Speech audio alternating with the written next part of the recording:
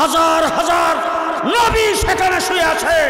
নবীদের জমিনকে রক্তে যারা লাল করেছেন, মুসলিম বিশ্ব চুপ করে আসো, জেনে রাখো আজকে ফিলিস্তিনের যেই বাচ্চা তাদের বোমার আঘাতে নিহত হয়েছে, হাসরের ময়দানে যেয়ে বলবে ডাক্তার ইউনূস সাহেব দাঁড়ান, দাঁড়ান। পাকিস্তানের প্রেসিডেন্ট, মালয়েশিয়ার প্রেসিডেন্ট, দাঁড়ান। সৌদি আরবের বাদশা আমাদেরকে যখন গুলি করে মারছিল, আমাদের উপরে যখন বোম ফালাইছিল, আপনারা পারমাণবিক অস্ত্রের মালিক ছিলেন, অর্থের মালিক ছিলেন, 58টা মুসলিম রাষ্ট্র ছিল। আপনাদের জবান তখন কোথায় গেছিল? আপনাদের হাত তখন কোথায় গেছিল? একজনও বাঁচতে পারবে না, একজনও বাঁচতে পারবে না। আজকে গোটা বিশ্বের মুসলমান দুঃখে দুঃখে মরছে। ছোট বাচ্চারা যখন রক্তাক্ত অবস্থায়, আমি গত পরশুদিন দেখলাম নেটে আসছে, এক বাবা তার ছোট্ট বাচ্চা কুলের বাচ্চাকে এইভাবে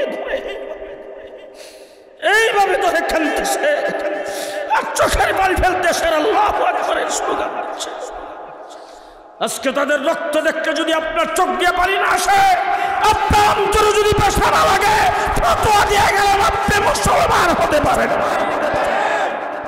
আজকে আমার গোটা পৃথিবীর মুসলিম রাষ্ট্রপ্রধানগুলি আজকে তাকে তাকে দেখছেন। আমি জিজ্ঞেস করতে চাই, পৃথিবীর 58টা মুসলিম রাষ্ট্রের প্রয়োজন হবে না, শুধুমাত্র সৌদি আরব, আরব আমিরাত, কাতার, কুয়েত, মিডল ইস্টের আরব কান্ট্রিগুলোর যে সমস্ত মুসলমানেরা যদি সন্ধ্যার সময় পানি বালা করে পান করে, আর যদি নিয়ত করে সকালবেলা উঠে একসাথে ইসরায়েলের দিকে হয়ে প্রস্রাব করব, আমার মনে হয় প্রস্রাবের ফেনার সাথে ইসরায়েল ভেসে যাবে। কিন্তু মুসলিম রাষ্ট্রপ্রধানগুলি আজকে তাকায় তাকায় দেখছেন। কিন্তু গোটা বিশ্বের মুসলমান আজকে ফেটে পড়েছেন, রাস্তায় নেমে আসছেন। আমার বাংলাদেশের মুসলমানেরা গত শুক্রবারে দেখেছে সারা বাংলাদেশের তৌহিদি জনতা ফিলিস্তিনি মুসলমানদের পক্ষে, ঠিক না ঠিক? সুতরাং 1 নম্বরে দাবি জানাবো আমার দেশের রাষ্ট্রপ্রধান ডাক্তার ইউনূস সাহেব, আপনি পৃথিবীর মুসলিম রাষ্ট্রপ্রধানগুলোর সাথে যোগাযোগ করে একটি ঐক্যবদ্ধ সিদ্ধান্ত নেওয়ার জন্য আপনি চেষ্টা করেন। যদি আপনার ডাকে কেউ সাড়া না দেয়, আপনি বাংলাদেশের মুসলমানদেরকে আহ্বান করেন, আমরা ইসরায়েলের বিরুদ্ধে যুদ্ধ করতে প্রস্তুত। আপনারা প্রস্তুত?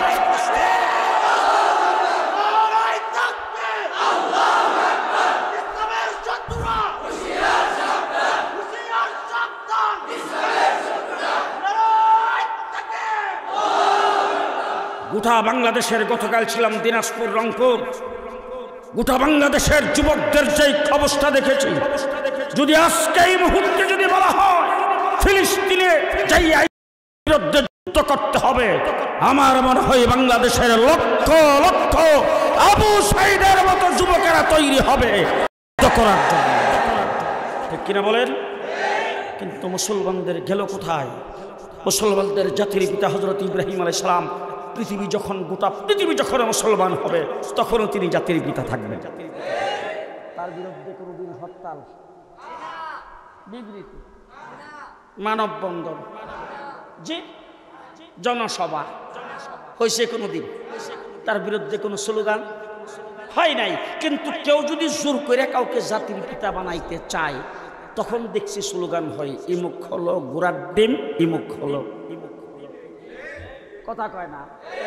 ইব্রাহিম আলাইহিস সালামের ব্যাপারে গোড়ার ডিম নাউজুবিল্লাহ জীবনে কেউ বলতে পারবে না, কারণ বানাইছে কেডা? এই আল্লাহর নামটা একটু জোরে গেলে মানুষ শুনবো। কে বানাইছে? হযরত ইব্রাহিম আলাইহিস সালাম, আল্লাহ পাকের খলিল। কার খলিল? আল্লাহ পাকের খলিল। তো ইব্রাহিম আলাইহিস সালামকে একদিন জিজ্ঞেস করছে, ইব্রাহিম আপনি আল্লাহর খলিল কেমনে হইলেন? ইব্রাহিম আলাইহিস সালামকে আল্লাহ যখন যেটা হুকুম করছে, যখন যেটা চাইছে আমি দিয়ে দিছি, আল্লাহ আমাদের খলিল বানাইছে। ইব্রাহিম আলাইহিস সালামের দ্বারা আল্লাহ পাক কঠিন কঠিন পরীক্ষা দিয়েছে। আগুনও ফেলাইছিল কারে? ইব্রাহিম আলাইহিস সালাম। আগুন একটা পশমও জ্বালাইতে পারে নাই। ভরসা করছে কার উপর? তো জিবরাইল আমিন এসে আমি আইছি।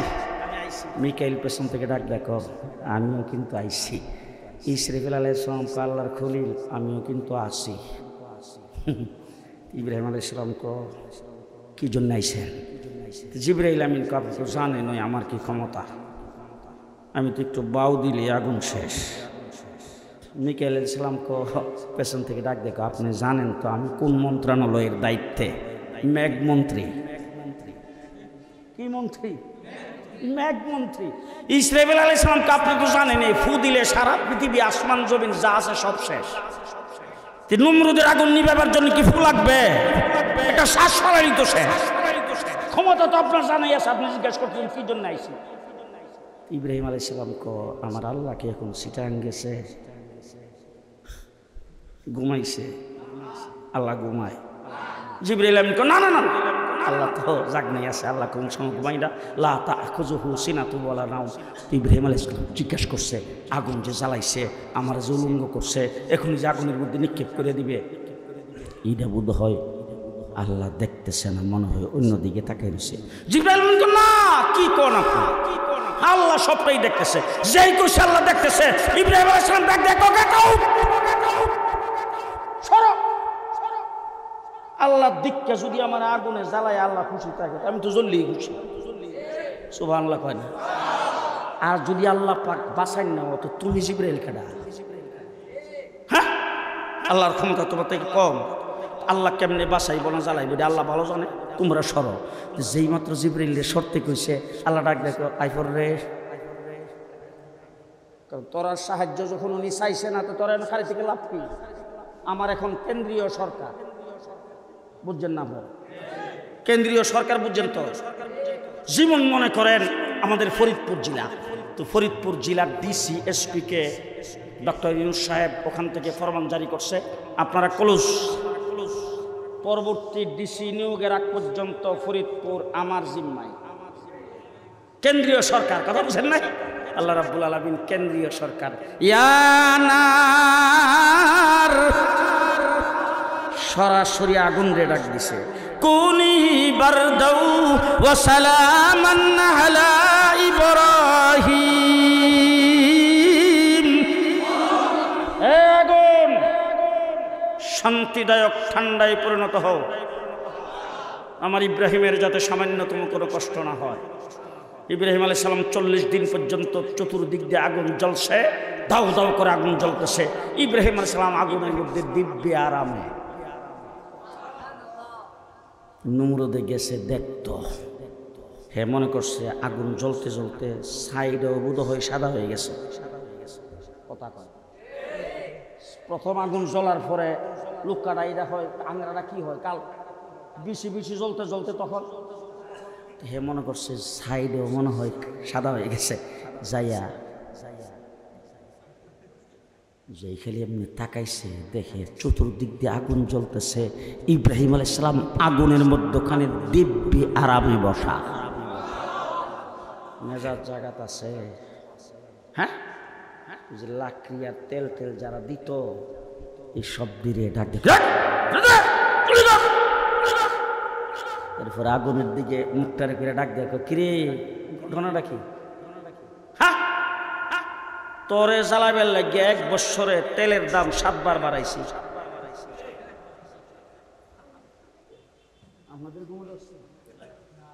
হ্যাঁ, রাস্তার কিনারের গাছগুলি কাটতে হেফাজত ইসলামের নাম দিছে। জ্বলতে দিয়া ঠিক হোক, ফাতফুত আওয়াজ যদি ঠিক আছে, রং যদি ঠিক আছে, হির যদি ঠিকই লাগে, ইব্রাহিম আলাইহিস সালাম দিয়ে আগুনের মধ্যখানে বসা, ইব্রাহিম রে জ্বালাস না কেন? যে মাত্র কথা কইছে আল্লাহ আগুন রে ডাক দেখো, ওর মতো বদমাইশের লোক আমি কথা কই না। তোর জবান খুলে দিলাম, তুই ক আগুনে ডাক দিয়ে রেঞ্জের বাইরে কেন ডাক দিয়ে দেখোস না?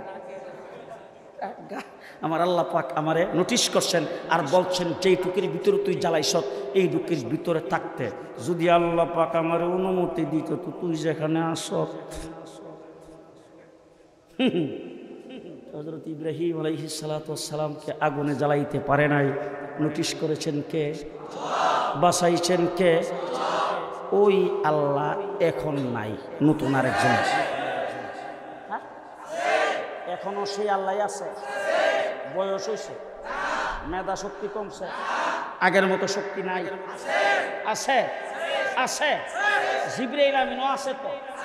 আচ্ছা, আজ পর্যন্ত কোন মিডিয়া, কোন টেলিভিশনে, কোন ফেসবুকে কোথাও কি দেখছেন আপনারা যে জিবরাইল মারা গেছে? হ্যাঁ, জিবরাইল আছে। বদরের যুদ্ধে জিবরাইল আমিন যে ফেরেশতাগুলি সাথে নিয়ে আসছিলেন, এইগুলি আছে না মারা গেছে?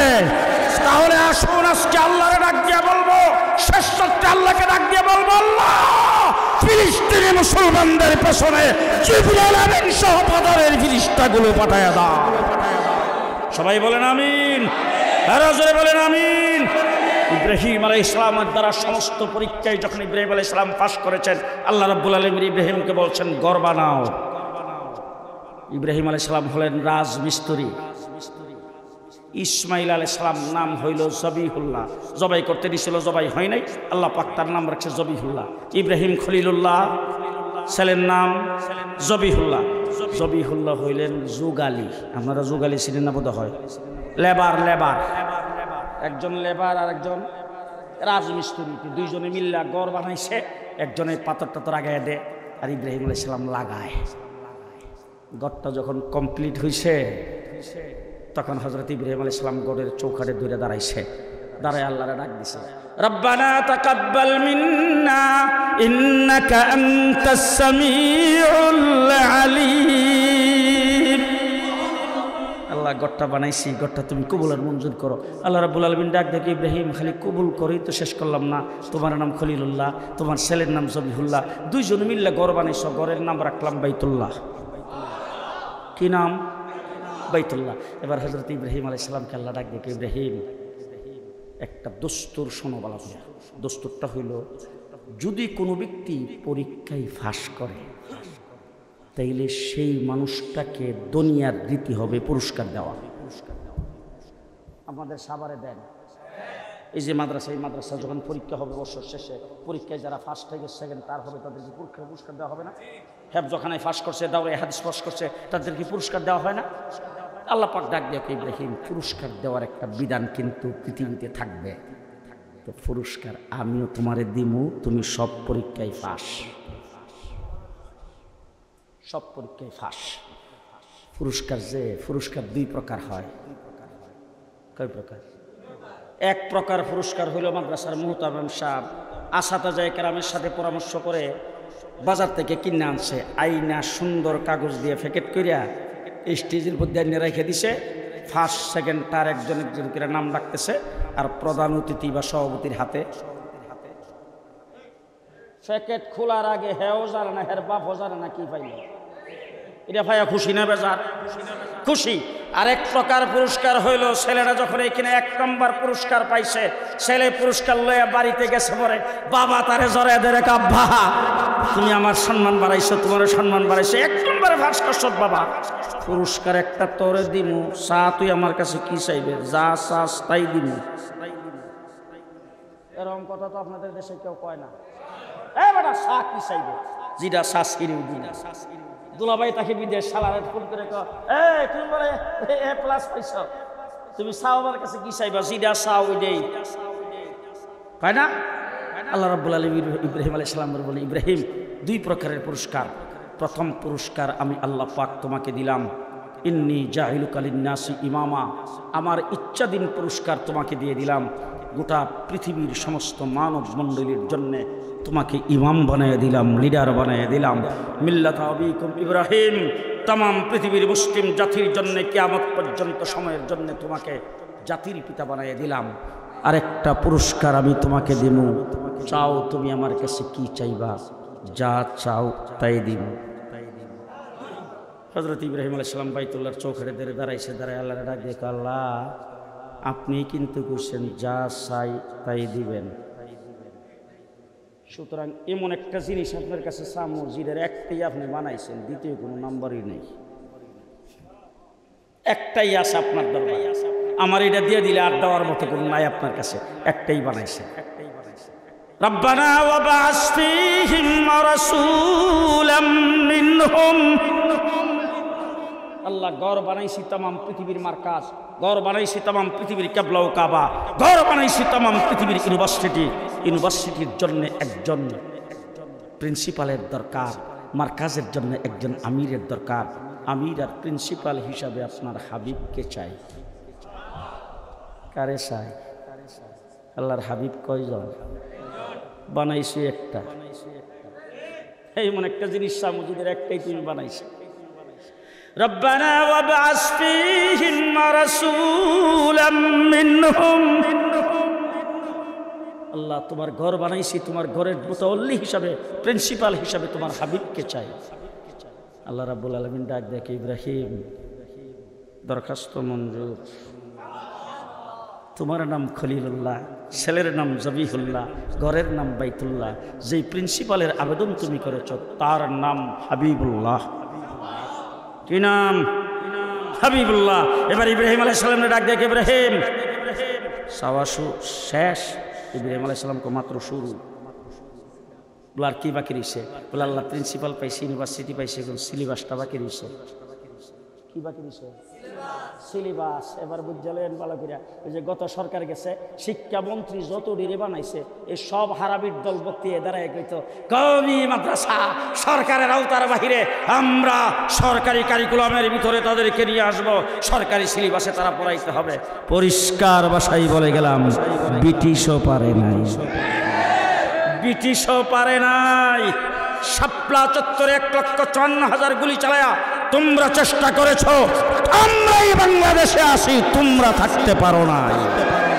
কওমি মাদ্রাসা থাকবে, এটার বিরোধিতা যারা করবে তারা উৎখাত হবে ইনশাআল্লাহ। সামনেও কেউ টিকবে না।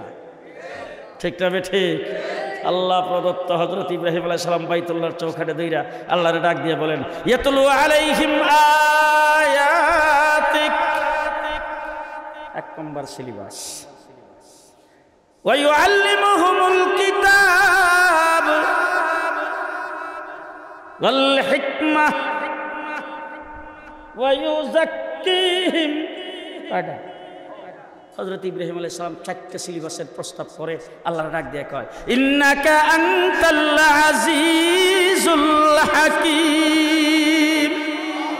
আল্লাহ আমি 4টা সিলেবাসের প্রস্তাব করছি, কিন্তু আপনি হলেন হিকমতওয়ালা।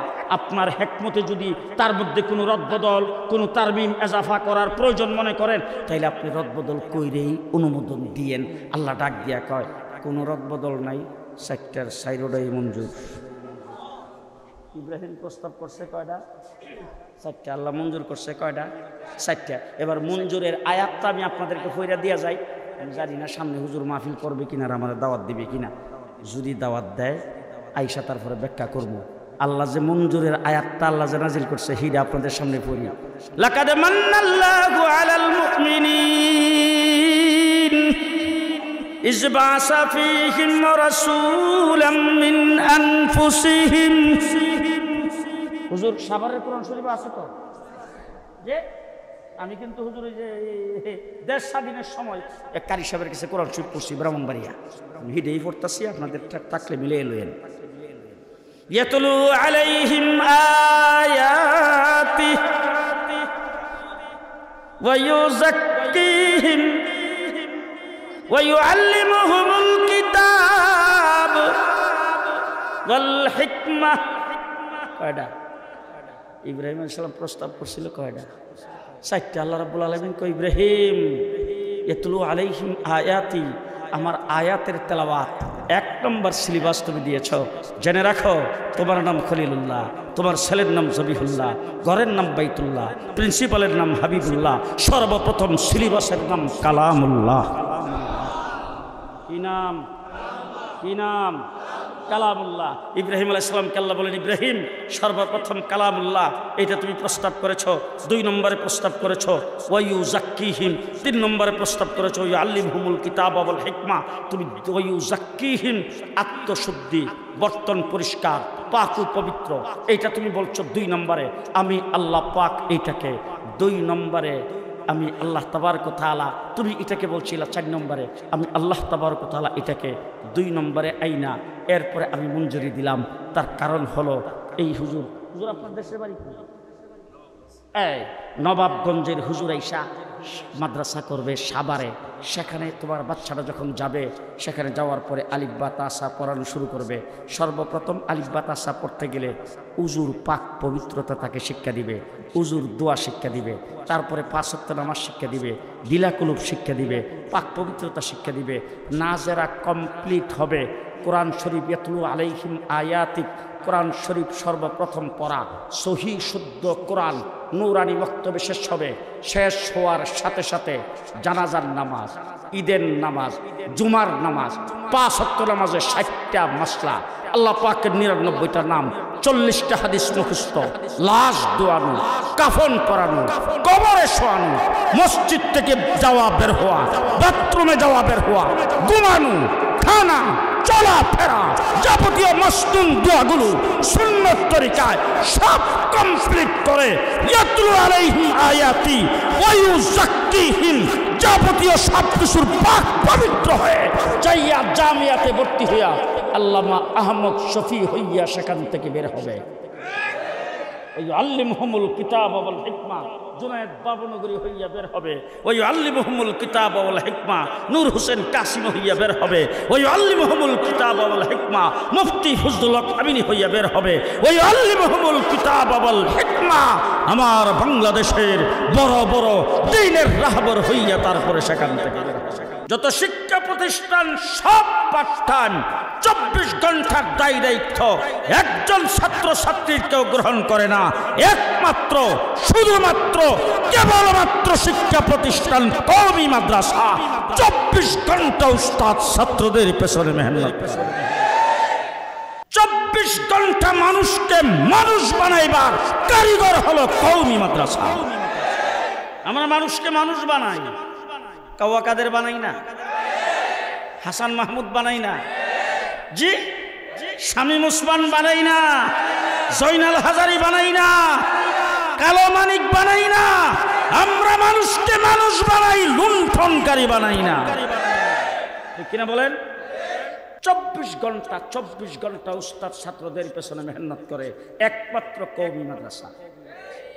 আপনি যদি আপনার কোনো একটা ছেলেকে, কোনো একটা সন্তানকে যদি আপনি স্কুলে দেন, কিন্ডারগার্টেন, আমাদের দেশের অনেক সন্তানকে স্কুলে 4-5 বছর বয়স হওয়ার পরে তাকে স্কুলে ভর্তি করে কুলি করে লয়ে যা, আবার কুলে নিয়ে যখন যাইতেছে বাচ্চা কুলে ঘুমাই গেছে।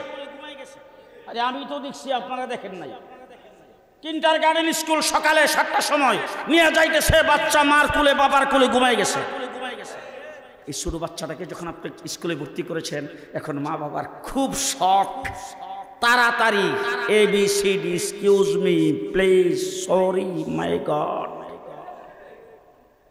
এইগুলি শিখাইবার জন্য।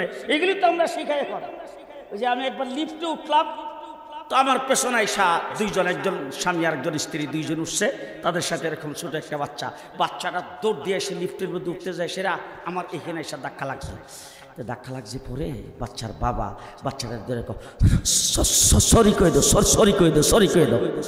মুসলমান, শিক্ষা জাতির মেরুদণ্ড, শিক্ষা জাতির প্রাণ। এই শিক্ষা কোনোদিন জাতির মেরুদণ্ড হতে পারে না যেই শিক্ষায় শিক্ষিত হয়ে কলমের খুশায় লক্ষ লক্ষ কোটি কোটি টাকা চুরি করে। ঠিক কিনা বলেন? এরাই আমাদের বাংলাদেশের বদনাম করে ছাড়ছে, এদের দ্বারাই আজকে বাংলাদেশ কলঙ্কিত। মসজিদের গেইটে এসে জুতা চুরি করছে, পিটাও পিটাও পিটাও। কথা বলেন। আমার বাংলাদেশের অনেক অনেক ছেলেদেরকে দেখেছি, অনেক যুবকদেরকে দেখেছি ইটালির সাগরের পারে।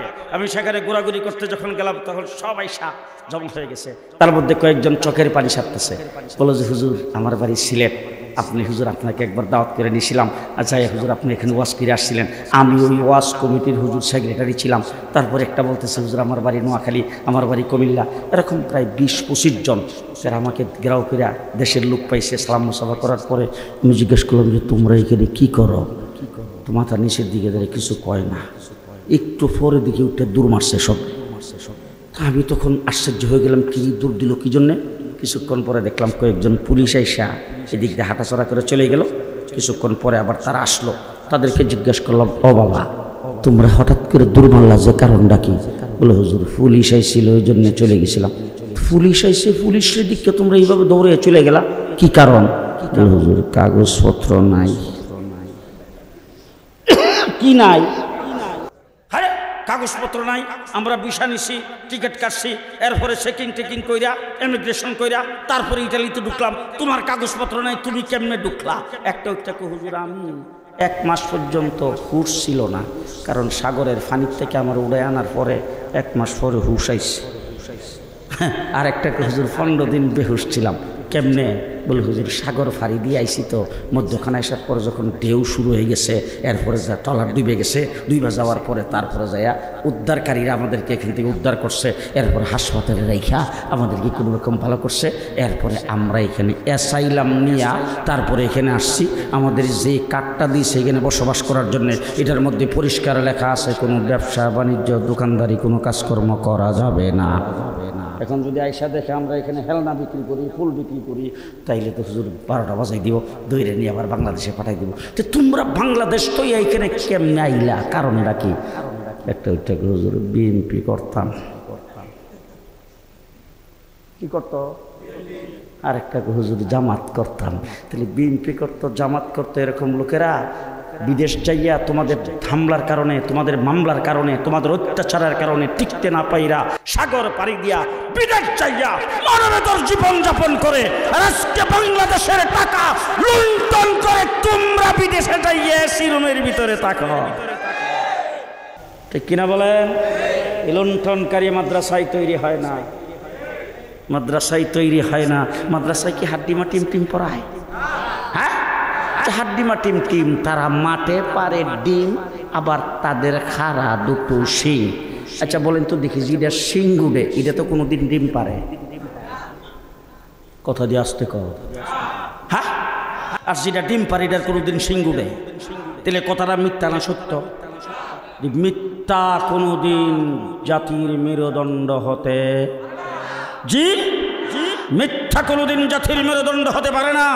আজকে যদি স্কুল কলেজ ইউনিভার্সিটিতে কিন্ডার গার্ডেনে আপনার শুধু একটা বাচ্চা ভর্তি করেন, আপনার যদি কোনো শখ হয়ে থাকে, বেশি আগ্রহী হয়ে থাকেন, আপনার বাচ্চাটাকে তাড়াতাড়ি পড়াইবেন, তাড়াতাড়ি শিক্ষা দিয়ে দিবেন, মনে মনে ভাবতেছেন 15 বছর বয়স যখন হবে আমার ছেলে স্কুল থেকে কলেজ থেকে আইএ পাস করে বের হয়ে যাবে, ছোট অবস্থায় তার লেখাপড়া শেষ হয়ে যেতে হবে, তাকে আমি উচ্চ শিক্ষার জন্য বিদেশ পাঠাবো, এরকম ধারণা নিয়ে আপনি তার কিন্ডার গার্ডেনের করে একজন শিক্ষকের সাথে যদি আপনি যাই বলেন, স্যার আমার ছোট বাচ্চাটারে ভর্তি করছে আপনার এখানে, বাচ্চাটা মাত্র নার্সারিতে পড়া শুরু করছে, স্যার বাচ্চারা তো সারাদিন তার মার কথাও বেশি শোনে না, আমার কথাও বেশি শোনে না, আর আমরা তো স্যার দমক দিয়ে কোনো কথাবার্তা বলতেই পারি না, সারাদিনই মোবাইলটা হাতে নিয়ে কার্টুন দেখতে থাকে, স্যার আপনি যদি একটু আধা ঘন্টা আমার বাচ্চাটার একটু ABCD সরায়া 1 2 3 একটু যদি স্যার দেখাইতেন। আমি জিজ্ঞেস করতে চাই, আধা ঘন্টার সময় যদি স্কুলের ক্লাসের বাহিরে ওই স্কুলের কোনো মাস্টার যদি আপনার বাচ্চাটাকে পড়ায়, বাচ্চাটাকে নিয়ে যদি বসে থাকে, প্রাইভেট টিউশন ফি 1 টাকাও লাগবে না। হ্যাঁ, প্রাইভেট টিউশন ফি কথা কয় না, লাগবে না, লাগবে না। ওই যে একবার এক মসজিদের ইমাম সাহেবের কাছে শুনছিলাম, আমার কাছে গল্প শোনাইছিল, একদিন লোক আইসা বড় অফিসার মহল্লার আইসা ইমাম সাহেবের বলছে, ইমাম সাহেব যদি একটু আমার বাসায় মেহরবানি করে আসতেন। তো বড় অফিসার মহল্লার ইমাম সাহেব গেছে তার বাসায়, যাইয়া বসছে, পরে ইমাম সাহেব বলতেছে, ইমাম সাহেব আমার ঘরের যে মেয়েটা এখন ইউনিভার্সিটিতে পড়ে, তো আমি একজন মুসলমান, আমার ঘরে যে বাচ্চার মা সেও মুসলমান, তো মুসলমানের ঘরে সেই বাচ্চারা জন্মগ্রহণ করছে, এখন তো সামনে বিয়ে শাদী দিতে হবে, ইউনিভার্সিটি পাস করার পরেই তার বিয়ে শাদী হবে। তখন আমাদের দেশের একটা নিয়ম হইল, বিয়ে শাদী কেউ যদি করাইতে চায়, ছেলের পক্ষ থেকে এসে জিজ্ঞেস করে, মা কোরআন শরীফ পড়ছ? আপনারা কি কোন আমাদের সাভারে এরকম জিজ্ঞাসা, যদি ভদ্র পরিবার হয় আর মুসলমান পরিবার হয় তাহলে জিজ্ঞায় না প্রথম, মা কোরআন শরীফ পড়ছ কিনা, জিজ্ঞায় না? এখন তো জিগাইলে তো আমার মেয়েটা যে একটু মুসলমানের ঘরে জন্ম হয়েছে, তার একটু নামাজ কালাম শিখা দরকার, 2-4টা সূরা কেরাত শিক্ষা করা দরকার, তারপরে কোরআন শরীফ যদি পারে তাহলে একটু পড়া দরকার। হুজুর যদি একটু দৈনিকে 1 ঘন্টার সময় আমার বাড়িতে এসে একটু দিতেন, আমার মেয়েটারে একটু যদি কোরআন শরীফটা পড়াইতেন। তো হুজুর আপনি তো মসজিদের ইমাম, আলেম মানুষ, আর কোরআন শরীফ তো আল্লাহ পাকের কালাম, এটার মূল্য তো হুজুর কেউ দিতে পারবে না। কোরআন শরীফ আল্লাহ পাকের কালামে তো মর্যাদা সম্পন্ন, এটার মূল্য হুজুর কেউ দিতে পারবে না। তবে হুজুর আমার এর মেয়েটা এক মাস্টারের কাছে গান শিখে, হেরে প্রতি মাসে 7-3 দিন আসে, প্রতি মাসটা গেলে 10,000 টাকা দেওয়া লাগে। আর একটা ছেলের একটা লুকাইসা মাস্টার এসে ইংলিশ পড়ায় তারে 12,000 টাকা না দিলে হয় না। তারপর একটা লোক দৈনিক আধা ঘন্টা এসে অঙ্ক শিখায়, এই লোকটাকে দেওয়া লাগে হুজুর 12,000 টাকা। আপনি যেহেতু হুজুর আল্লাহ পাকের কালাম পড়াইবেন, এটার হুজুর তো ওইটার পরিমাপ করা যাবে না, আপনার যতই দিই ততই কম হবে, এটার মূল্য তো হুজুর কেউ দিতে পারবে না। তবে হুজুর 500 টাকা আপনাকে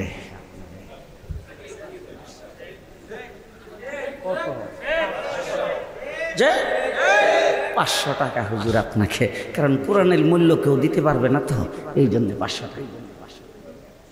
কথা বোধ বুঝাইতে পারতেছি না, আপনারা বোধ হয় বিরক্ত হইতেছেন। বিরক্ত হইলে সামনে হুজুরে বলে দেন আমার মতো মৌলবীর যেন আর দাওয়াত না দেয়। কিন্তু কথাগুলি শুনে রাখেন, স্কুল কলেজ ইউনিভার্সিটির উচ্চ শিক্ষা থেকে শুরু করে নিম্ন শ্রেণী পর্যন্ত যদি ক্লাস টাইমের বাহিরে একটা অক্ষর কোনো শিক্ষকের কাছে কোনো ছাত্র শিখতে চায়, প্রাইভেট টিউশন ফি দরকার হয়। 24 ঘন্টা কওমি মাদ্রাসার উস্তাদ ছাত্রদের পেছনে মেহনত করে, 1 টাকা প্রাইভেট টিউশন ফি নাই। আছে আজ পর্যন্ত কোনো মাদ্রাসার কোনো একজন শিক্ষককে 5টা টাকা বাড়তি কেউ দিছে? হ্যাঁ, কোনো প্রাইভেট টিউশন ফি নাই। আচ্ছা, শেষটা বাদ দিলাম, 3 নম্বরটা বলেন তো দেখি। আমাদের মাদ্রাসায় যারা পড়ায় তারা পেনশন পায় কত বছর বয়সে? হুজুর আপনারা ঘুমাইছে যে আমার শেখ ও মুর্শিদ আল্লাহ মাহমুদ শফি রহমতুল্লাহ আলাইহি 103 বছরে ইন্তেকাল করেছেন। রিটায়ার্ড করছে কয় বছরে? একমাত্র শিক্ষা প্রতিষ্ঠান কওমি মাদ্রাসা, কোনোদিন রিটায়ার্ড নাই, পেনশন নাই। তাগরা নওজোয়ান অবস্থায় শুরু করেছেন একদম কবরে যাওয়ার আগ পর্যন্ত। কথা বলেন, কোনো পেনশন জমা কোনো টাকা পাইছে? পাই নাই। আমার বাংলাদেশের বড় বড় শিক্ষিত লোক, মন্ত্রী, এমপি, গুণীজন, ব্যারিস্টার, ডাক্তার, ইঞ্জিনিয়ার, প্রফেসর যখন মারা যায় ফেসবুকে দেখি, টেলিভিশনে দেখি, এমক নেতা, এমক লিডার, এমক দলের সভাপতি, সেক্রেটারি, সাবেক মন্ত্রী ইন্তেকাল করেছেন। তার লাশ কর্মী বাহিনীদেরকে দেখার জন্যে উন্মুক্ত অবস্থায় সংসদ প্লাজায় রাখা হয়েছে। আগামীকাল সকাল 8টায় সংসদ প্লাজায় তার প্রথম জানাজা হবে, বাদ জোহর বাইতুল মুকাররমের সামনে তার দ্বিতীয় জানাজা হবে।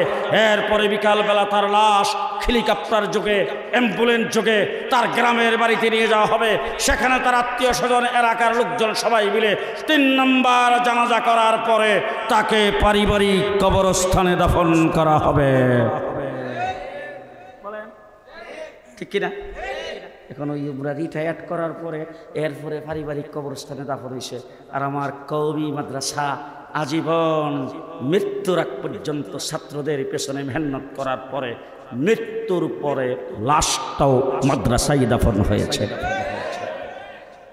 বলেন বলেন বলেন, আল্লামা নূর হোসেন কাসিমি সাহেবের লাশ দাফন করছে কোথায়?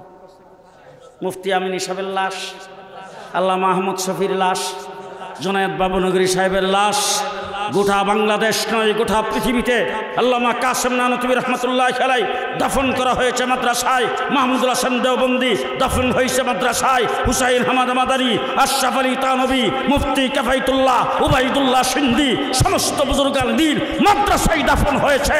এক কথাই বলতে চাই, আজীবন ছাত্রদের পেছনে, এলেমের পেছনে, দ্বীনের পেছনে মেহনত করার পরে মৃত্যুর পরে লাশটাও মাদ্রাসায় দিয়ে গেছে। বের করেন আর একটা শিক্ষা প্রতিষ্ঠান। বিরক্ত হইতেছে? এখন যদি উচ্চ শিক্ষিত কয়েকটা বিষয়ে পিএইচডি, রাস্তা দিয়ে হাঁটার সব বাহ, তাকে যদি রাস্তায় খাড়া করে বা কোথাও খাড়া করে জিজ্ঞেস করেন, সাহেব আপনি যে এত বড় শিক্ষিত, আপনি যে বিসিএস ক্যাডার, আপনি যে ডক্টর, আপনাকে জিজ্ঞেস করতে চাই আপনার শিক্ষাটা কোথা থেকে শুরু হয়েছে, এটার গোড়া কোথায় বলেন তো? যদি বিশ্বাসটা হয় তাহলে জিজ্ঞেস করে দেখেন। একটু চুপ করে থেকে বলবে, ও আমার বাংলাদেশ স্বাধীনের পরে শেখ মুজিবুর রহমান সাহেব শিক্ষা মন্ত্রণালয় কায়েম করে ওখান থেকে আমার শিক্ষা কারিকুলাম শুরু হয়েছে। পাশে কেউ থাকলে বলবেন, না স্যার আপনার বোধ ঠিক হইতেছেন, বাংলা একাডেমির থেকে শুরু, আজকে বিশ্ববিদ্যালয় বোর্ডের থেকে শুরু হয়েছে। ঘুমাই গেছেন গা? কথা কি বুঝতেছে? বিশ্ববিদ্যালয়ের উপরে যাওয়ার, ললিত কলা একাডেমির উপরে যাওয়ার এ পর্যন্তই তাদের মেয়াদ শেষ। এখন আমাদের মৌলানা আফসারকে জিজ্ঞেস করেন, এখানে ওলামায়ে কেরাম আছে ওনাদেরকে জিজ্ঞেস করেন, হুজুর আপনি যে এত বড় হুজুর, আপনি যে কোথায় আপনার বাড়ি, এখানে সব ঘর ভাড়া দিয়া আপনি এখানে আমাদের বাচ্চাদেরকে মানুষ করার জন্য, আলেম বানাইবার জন্য, হাফেজ বানাইবার জন্য আপনি যে এখানে সেই চেষ্টা শুরু করেছেন, আপনি যে পেটের মধ্যে পাথর বেঁধে মানুষের দুয়ারে দুয়ারে যাইয়া এই মাদ্রাসা কায়েম করেছেন, আপনি কোথায় থেকে শিক্ষিত হয়েছেন, আপনার শিক্ষা কোথায় থেকে শুরু হয়েছে? আমাকে জিজ্ঞেস করেন, আমি বুক টান করে বলবো আমার শিক্ষা সর্বপ্রথম হেরা গুহার থেকে শুরু হয়েছে। কোথায় থেকে? কোথায় থেকে? আমার শিক্ষার ইতিহাস ললিত কলা একাডেমি, বাংলা একাডেমি পর্যন্ত নয়, আমার শিক্ষার ইতিহাস আল্লাহ পাকের আরশ পর্যন্ত। ঠিক কিনা বলেন? মুহাম্মদুর রাসূলুল্লাহ সাল্লাল্লাহু আলাইহি ওয়াসাল্লাম নিজে বলেছেন, ইন্নামা বুইসতু মুআল্লিমা, আল্লাহ পাক আমাকে বিশ্বজগতের মুআল্লিম বানায় পাঠাইছে। কি বানায় পাঠাইছে? মুআল্লিম বানায় পাঠাইছে। এই জন্য আমি অনেক সময় বাংলাদেশে বলে থাকি, আমরা যেই সিলেবাসে লেখাপড়া করি, আমরা যে সাবজেক্টে লেখাপড়া করি, এই সাবজেক্ট পৃথিবীর কোনো ললিত কলা একাডেমি, বাংলা একাডেমি, বিশ্ববিদ্যালয় থেকে পৃথিবীর কোনো মানুষ সেই সিলেবাস তৈরি করে নাই। এই সিলেবাস স্বয়ং আল্লাহ প্রদত্ত। আমাদের সিলেবাস কে দিয়েছেন? আমাদের সাবজেক্ট কে দিয়েছেন? মুসলিম জাতির পিতার নাম জানা থাকলে বলেন তো। তাম পৃথিবী একদিন সবাই মুসলমান হবে। গোটা পৃথিবীর জমিনে একজন বিধর্মী খুঁজে পাওয়া যাবে না। শুধু তাই না, হাদিসে পাকে রাসূল বলেছেন, কোনো পাথরের আড়ালে ইহুদি যদি পলায়া থাকে, পাথরের জবান খুলে যাবে, পাথর ডাক দিয়ে বলবে, আমার আড়ালে একজন ইহুদি পলাতক অবস্থায় আছে। ঠিক না ঠিক? আজকে ইসরায়েল মুসলমানদেরকে ধ্বংসলীলা চালাইছেন।